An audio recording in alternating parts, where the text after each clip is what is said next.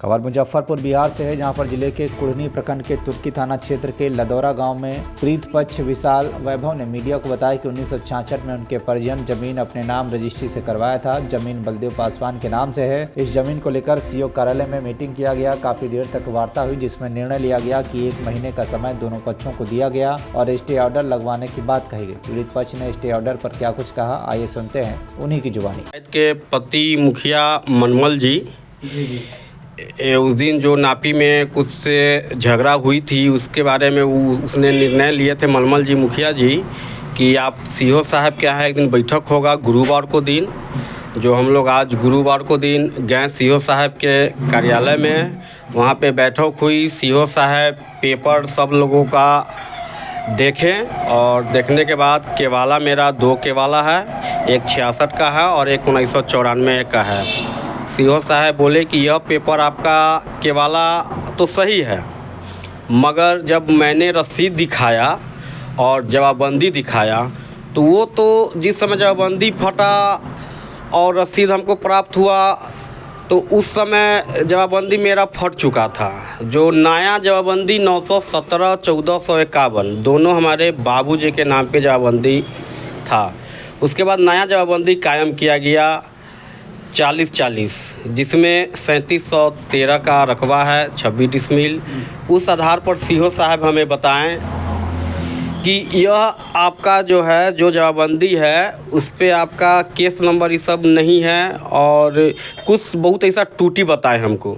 तो टूटी बताएं तो हमने पूछा कि ठीक है, जवाबबंदी में टूटी हुआ या रसीद में कहीं से टूटी नहीं है, जवाबबंदी में अगर टूटी है तो आप ही के लोग ना अधिकारी लोग हैं, तो वही लोग क्या किए नहीं किए तो वो लोग जानेंगे ना। हमको तो इस बात में ज़रूरी नहीं, हमको तो जवाबबंदी काट के रसीद काट के दे दिए कि हाँ आपका हो गया।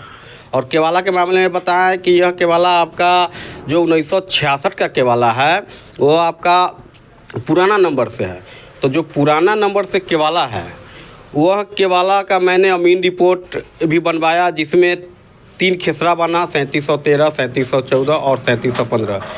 तो 917 जो जवाबबंदी जो था वो 1966 में जो हमारे बाबूजी केवाला करवाए वही केवाला से, मतलब पुराना नंबर से मेरा दाखिल खारिज हो गया। उस दिन से आज तक 22 तक का हम मेरा रसीद करते चला आया।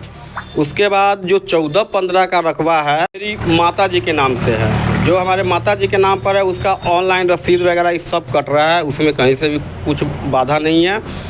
बाधा यहाँ इस चीज़ का है कि 3713 जो खेसरा है वो कह रहे हैं कि ये सिविल का मामला है। यह मामला मेरे यहाँ बनता नहीं है। अगर सिविल का मामला है, जब अब मेरे यहाँ मामला नहीं अगर बनता है तो वो हमसे एक समय लिए हैं कि आप स्टे ऑर्डर लेके आइए, जो ताकि जो विवादित ज़मीन है उस पर महेश राय, नंद किशोर यादव और हमें बताएं बालदेव पासवान, ये लोग कोई ज़मीन पर जाएंगे नहीं जब तक स्टे ऑर्डर नहीं आता है। हमने उनसे स्टे ऑर्डर का मांग किया कि हमको 4 महीने का समय दिया जाए, मगर उसने हमें समय 1 महीना का दिए कि 1 महीना में तो हो जाएगा स्टे ऑर्डर। अगर होता है तो आप एक एप्लीकेशन लिख के दीजिएगा 5 दिन 10 दिन के लिए, फिर टाइम बढ़ाया जाएगा। जो वहाँ पे पेपर बना वो पेपर हमें मौजूद नहीं ना उपलब्ध हुई है। वो बोले हैं कि कल आइएगा या बाद में आइएगा तो आपको प्राप्त हो जाएगा। कौन कौन लोग उपस्थित थे इस मीटिंग में? इस मीटिंग में हमारे बाबूजी उपस्थित थे और हमारा एक रंजीत कुमार भतीजा है वो थे, हमारे पंकज भैया थे जिला परिषद मुसहरी क्षेत्र 29 से, और हमारे लदौरा पंचायत के पति मुखिया मनमल जी थे, नंद किशोर यादव जी थे, महेश राय जी थे और हमारे साला जी भी थे, और अज्ञात 5-10 लोग और थे जिन्हें हम लोग जानते हैं थोड़ा बहुत जी।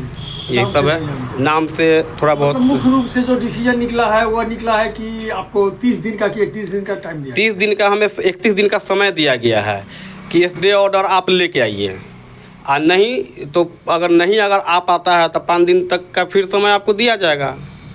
आखिर स्टे ऑर्डर जो सीओ साहब ने बोले हैं, तो स्टे ऑर्डर से पहले क्या सीओ साहब क्या कुछ देखकर जो है कि दाखिल खारिज किए थे? नहीं, सीओ साहब हाँ अभी जो बता रहे हैं सीओ साहब कि ये सिविल का मामला बनता है कि स्टे ऑर्डर ले आइए, मगर आप आपके यहाँ मैंने आवेदन किया, एक नहीं 4 आवेदन किया, फिर भी आप दाखिल खारिज कर दिए और इसमें लगा दिए कि DCLR के यहाँ यह मामला होता है, प्रतीक होता है।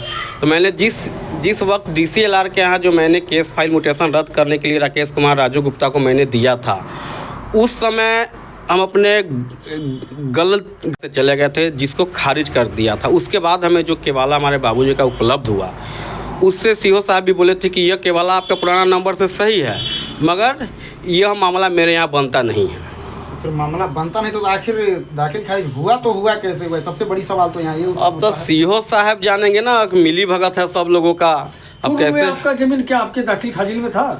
पूर्व से 1966 से जब तक हमारे बाबूजी केवाला करवाए, उस समय से अभी तक हम जोतते आ रहे हैं। बीच में विवाद हुई थी तो थाना प्रभारी के तरफ से एक निर्णय लिया गया था कि जो विवादित ज़मीन है उतना छोड़ के आप बाकी बाद में खेती गृहस्थी कर सकते हैं। अभी तक जो ज़मीन जो है हमारे दखल कब्जा में उपलब्ध है 58 साल से। दखल कब्जा में जो जमीन विवाद है तो वो भी उपलब्ध है दखल? जी हाँ, बिल्कुल अभी भी उपलब्ध है। उसमें मेरा बालू भी गिरा हुआ है, कुछ कुर्सी तक मैंने कुछ बिजनेस पर्पज़ पर बनाया था, रूम वगैरह ये सब मतलब कि वो भी है, कुछ में गेहूँ भी बाव है। चलिए अपना परिचय बताइए। मेरा नाम हुआ विशाल वैभव, पिताजी का नाम बालदेव पासवान, ग्राम लदौरा। मुजफ्फरपुर बिहार से अभय कुमार श्रीवास्तव की रिपोर्ट, TV1 इंडिया न्यूज।